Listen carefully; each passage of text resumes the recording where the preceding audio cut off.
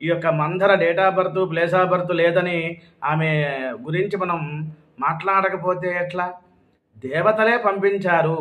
ఇది దైవ కార్యం కాబట్టి రామచంద్రస్వామి వారిని అరణ్యానికి పంపించాలి అంటే ఆమెను ముందుగానే కైకమ్మ చిన్నతనంలోనే సహవాసంగా ఏర్పాటు చేసుకొని వివాహం అయిన తర్వాత కైకమ్మతో పాటు తీసుకువచ్చింది. దాసదాసీలు వస్తారు కదా, ఆ విధంగా ఆమె పని ఎప్పుడు ప్రారంభమైంది అంటే, నీకు రేపు పట్టాభిషేకం చేస్తున్నాను అన్నారు దశరథ మహారాజు గారు రామచంద్రస్వామి వారిని.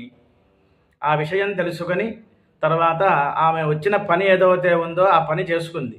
తర్వాత ఇంకా రామాయణంలో మందర గురించి ఎక్కడా చెప్పబడలేదు. కాబట్టి ఒక రామాయణం చదివిన మాత్రమునే సరిపోదు. దానికి అనుసంధానంగా పద్మపురాణం, స్కాంద పురాణములో, ఇతర పురాణముల్లో కూడా మనం ఆలోచించినట్లయితే రామాయణంలో లేనటువంటివి కూడా మనకి కనబడతాయి.